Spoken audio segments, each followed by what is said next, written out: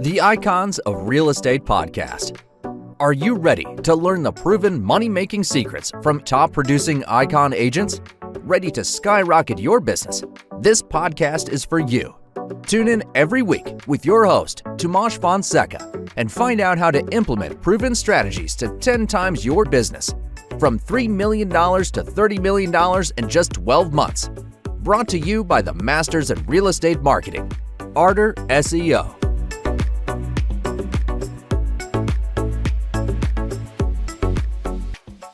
Hello and welcome back to the Icons of Real Estate podcast. I'm your host, Timothy Caetano, and today I'm joined by, I would say, a person who has all the, tips, advice to help you elevate your real estate career.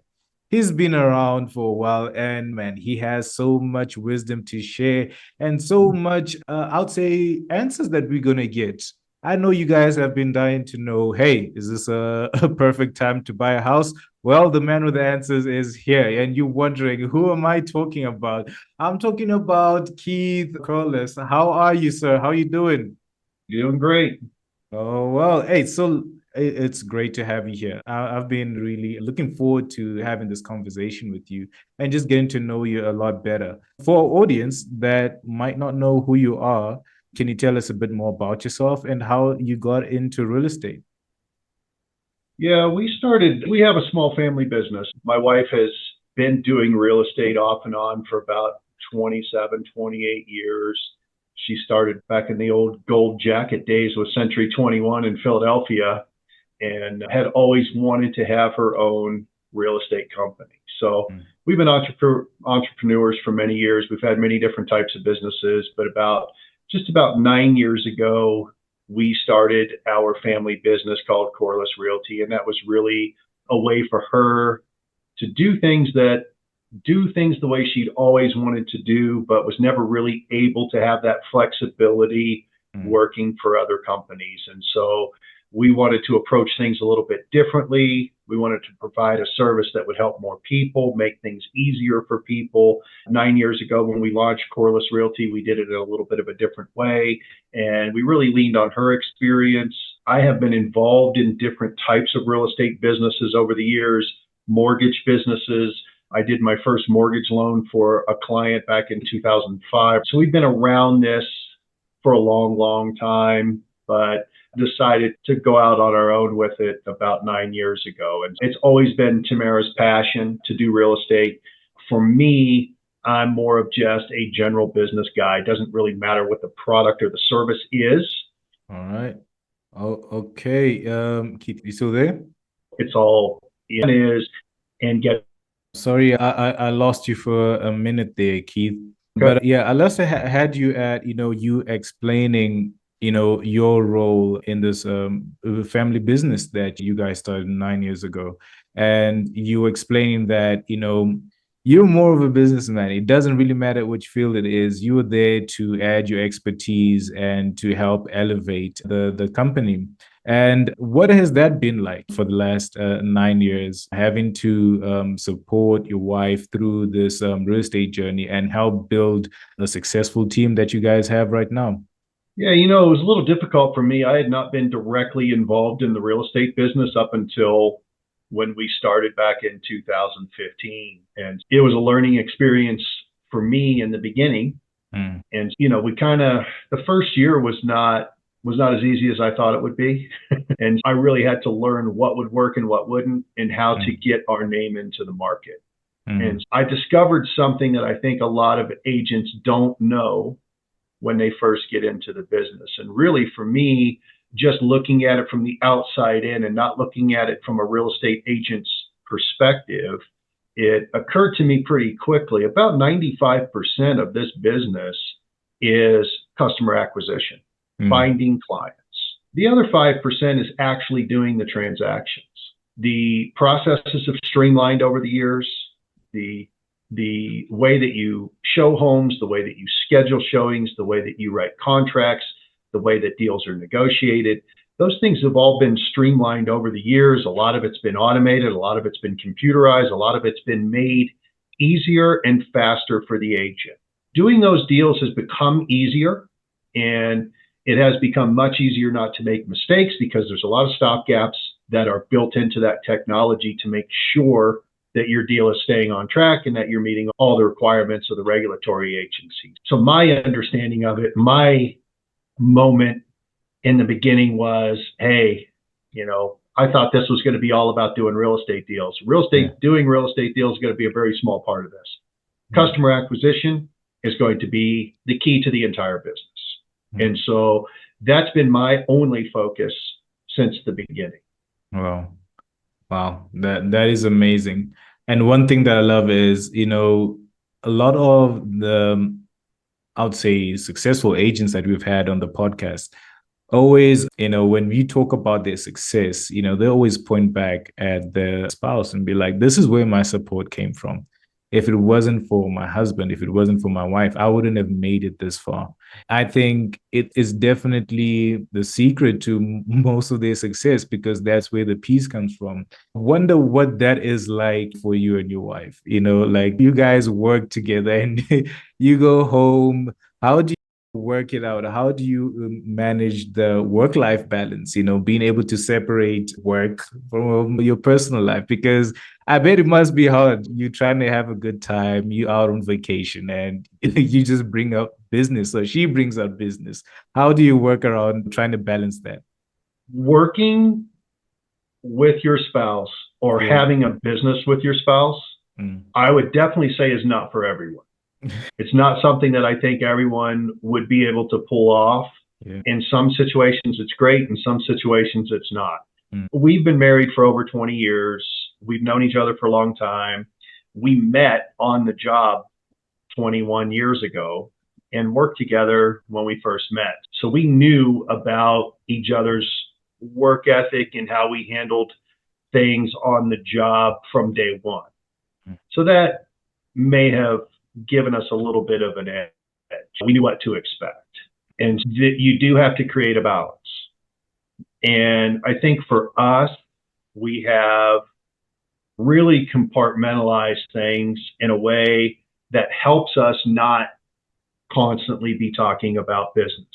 And we've really split the duties in a way that my focus is on marketing, advertising, customer acquisition, the business side, accounting, bookkeeping, cash flow, taking care of the office, taking care of any staff that we've had over the years, taking care of payroll, taking care of paperwork, and leaving her with the sole responsibility of taking care of clients. I would not say that she understands everything that I do on a day-to-day basis, 100%. And I would say I don't understand what she does on a day-to-day basis, 100%. So that separation, and the fact that we have multiple other businesses happening at the same time that I'm mostly on the management side of, really kind of breaks it up and takes the focus away from the one thing that we are doing together 100%. It's worked out for us, and I think it could work out for a lot of people, but I wouldn't say that it's for everybody. That's for sure. And what would you say? I mean, what would be your advice to couples that want to, build their real estate empire together? I think someone out there is watching this and being like, hey, I think this would be fantastic if I did this with my wife, if I did this with my husband. What is your advice? Because you mentioned it's not for everyone. What is the advice that you can give to people so they can best navigate this field together?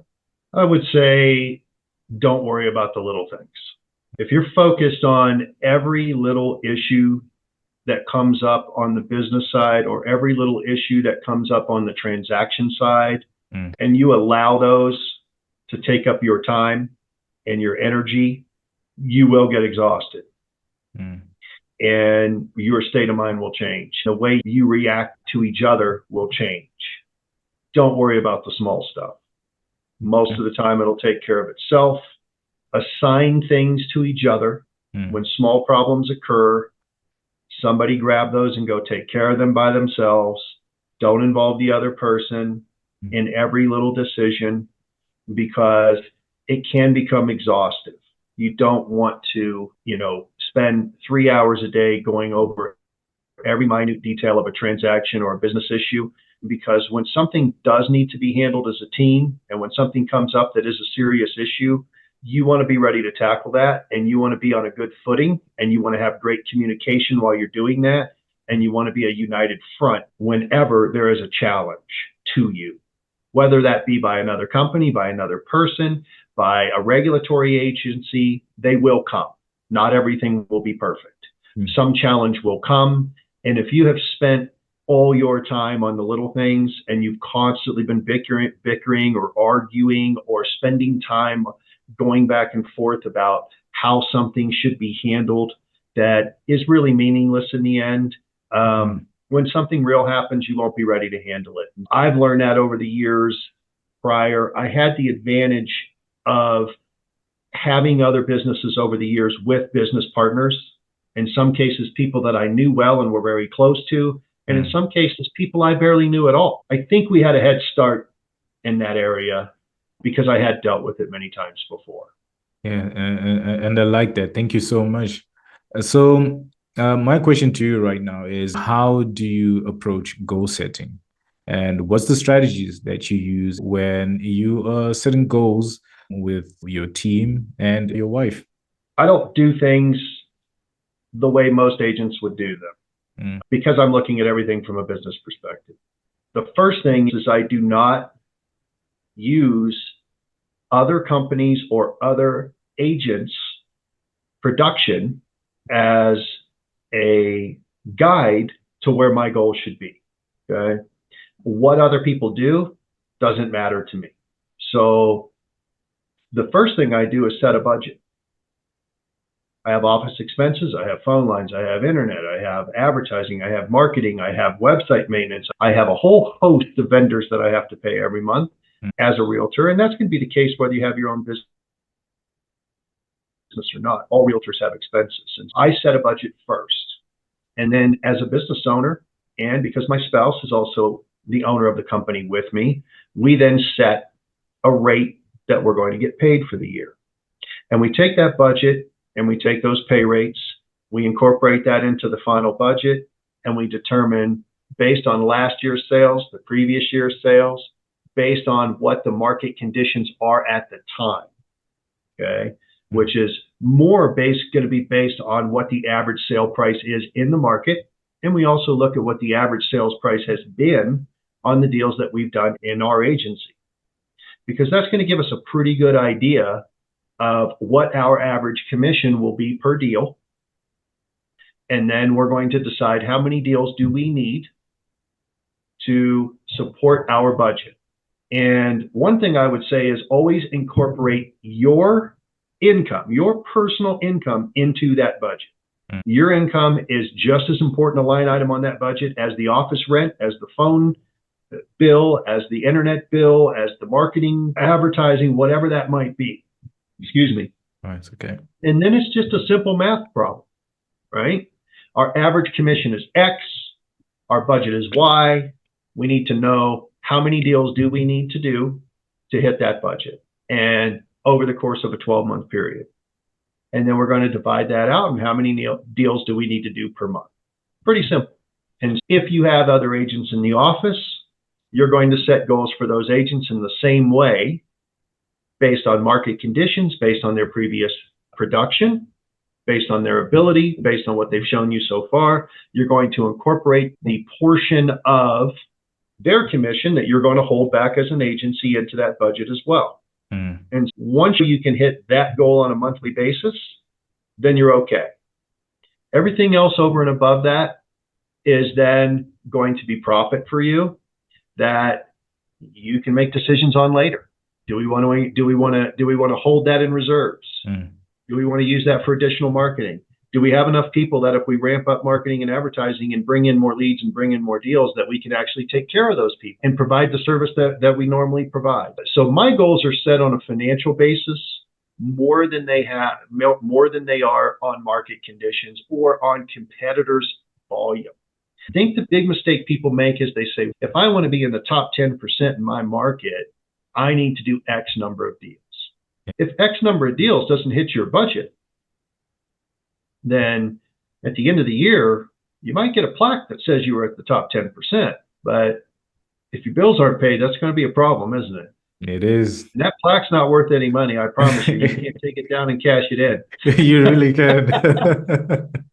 So I think the approach has to be like any other business. Well, I love that because you're right. You have to approach it like a business because it is a business. You really can't approach it like it's a regular 9 to 5 or something that you're trying to figure out as you're going. Thank you so much for that, Keith. And one of the things that I wanted to find out is you guys have an amazing team that has been doing very, very well. I want to find out from your position in the business, what strategies do you implement in marketing to ensure that you always achieve the goals that you've set for your team? How do you also adapt to changes in the market, or just your marketing strategies to adapt to changes in the market as well? Yeah, on the marketing standpoint, I will tell you, I've run a healthcare company. I've run a nonprofit. I used to run auto dealerships. I've run a lot of different types of businesses. And my strategy in general, when I come into a new business, a new operation, is to first look at the market, understand what my competitors are advertising, and then look at the volume of the people who are in the market currently to see who is in the higher ranges of production. Okay. Or to translate that to any other business, who has the higher sales. Oh, okay. Okay. And I'm not looking at a Remax office that has 300 agents that's been around since 1974. I'm looking at other small businesses that are in our range to see what type of volume are they doing and what marketing strategies are they using. And then I look at the market overall and look at it from a client perspective of, hey, if I'm out looking for a realtor, okay, what am I looking for? When I looked at the market, I realized something very, very strange that I'd never seen in any other market before. And that was everybody is providing the same exact service and everybody is charging the exact same fee. I don't know that there's any other business in the world where that exists. Okay. And so that seemed very strange to me. Yeah. And so I said, okay, let's look at this. In our market, there are no set commissions in our market. There's no set commissions in any market because the law prohibits there being a set commission. But there is an average, and there is a consistent number that seems to be paid in every market on the listing and the buyer side. So when I looked at the Colorado Springs market, the El Paso County, Colorado market, I saw that those numbers were about 6%. So in most cases, the listing agent was charging 3% and they were paying the buyer's agent 3% as well.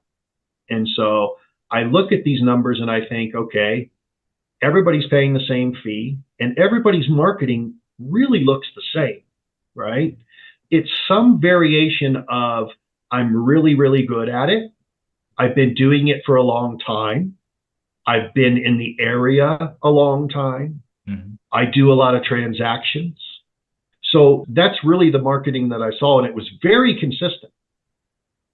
And if you looked at 15 real estate ads across 15 different companies, you would probably see an almost identical ad in almost every.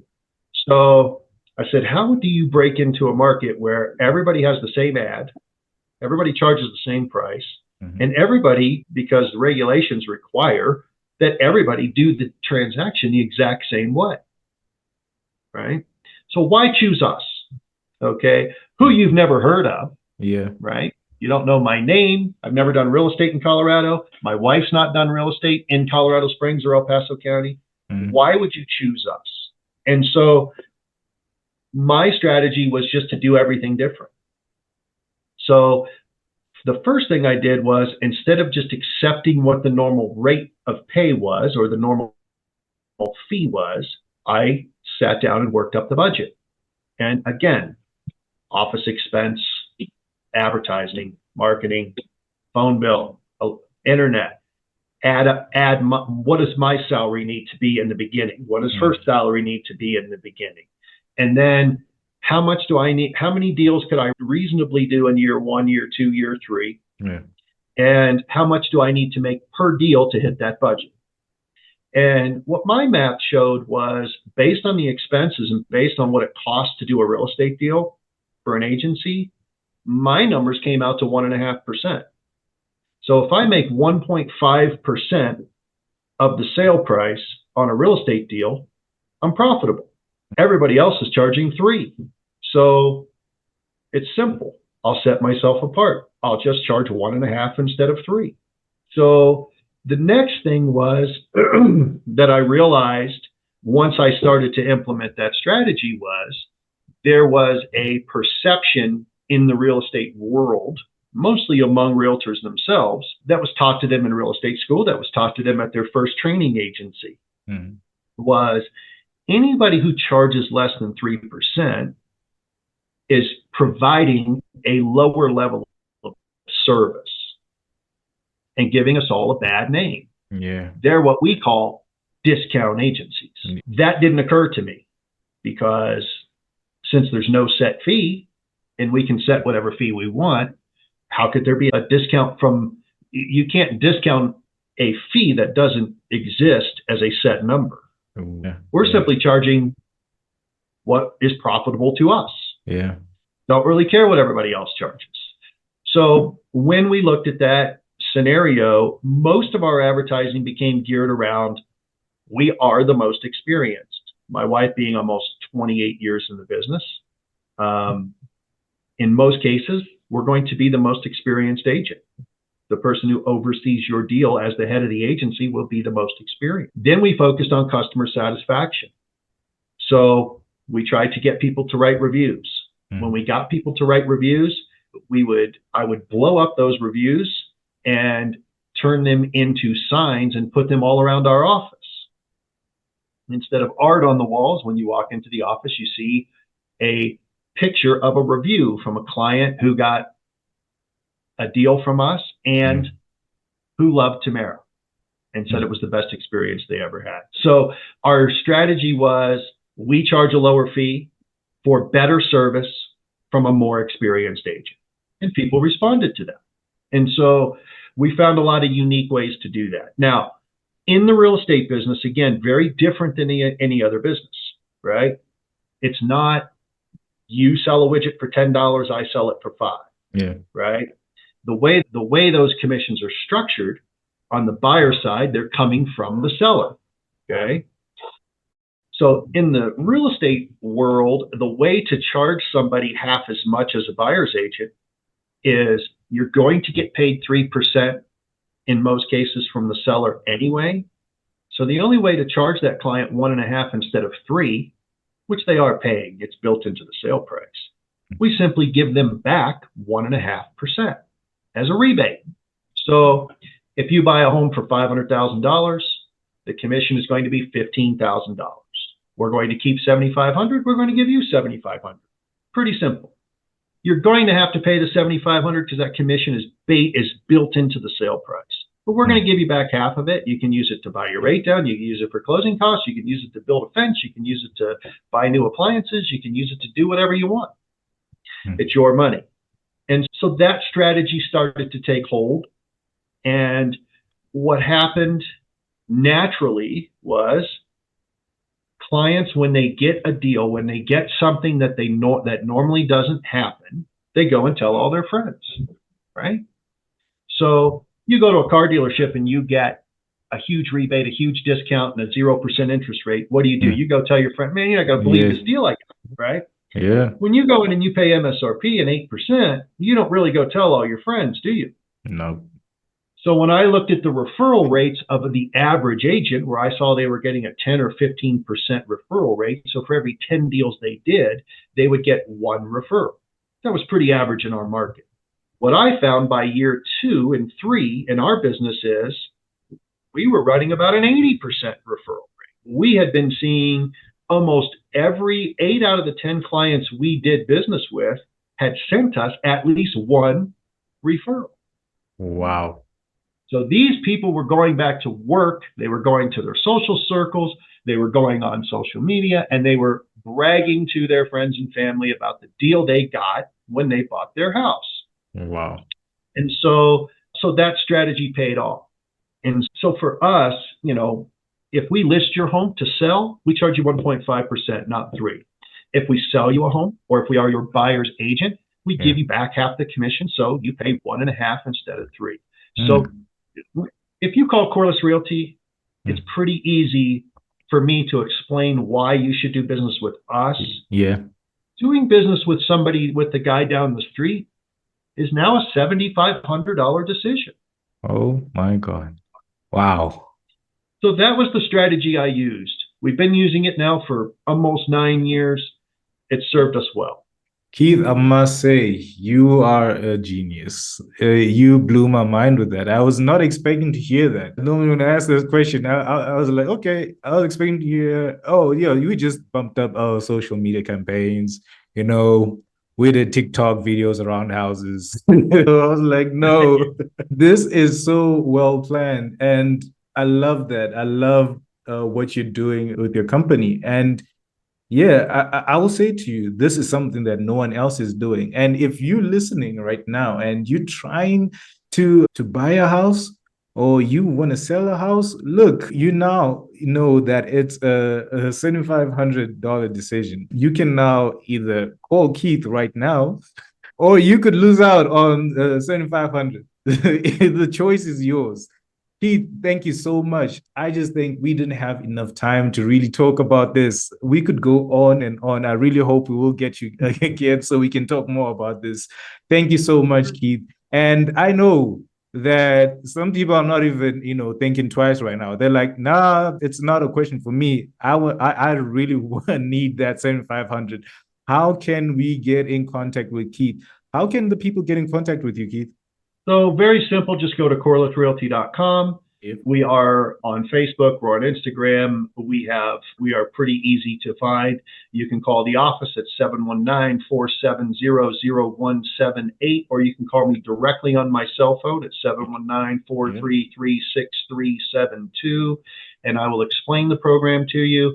And in today's market, where rates are high and things can be difficult, you would be surprised at what 1.5% of the sale price can do to lower your interest rate and put you in a good position to purchase a home at a much lower payment than you would in any other situation. So let us show you how that math works so you can see what kind of impact it can have. And we have mortgage partners. I do own a mortgage company as well, but we have many mortgage partners that can help. And when you look at what that savings can get you, along with a little help from a seller, you'd be shocked at what you can do in today's market compared to another client who has to pull that money out of their pocket. So if you're worried about interest rates right now, we can fix that, and we'll fix it with our money, not yours. So don't worry about that. Ooh, I don't know about you, but I'm going to make a quick trip to the bank and give Keith a call right after this recording, because wow, if you're not doing that, if you're not going to do that, I don't know what you're trying to do. I don't know what you're prioritizing right now, because this over here makes sense. Keith, thank you so much on behalf of the whole team and our audience. Thank you for really taking the time to educate us. And I would like to send out love to you and Tamara and the team for the amazing work that you guys have been doing. You guys are amazing. Thank you so, so much. Thank you. Thanks for having me on. I really appreciate it. All right. If you got this far and this has added value to you, do yourself a favor. Do your friend a favor. You know your friend needs a house right now. Send this over to them. Send this over to them and send it over to your colleagues as well, because they're going to love you after this.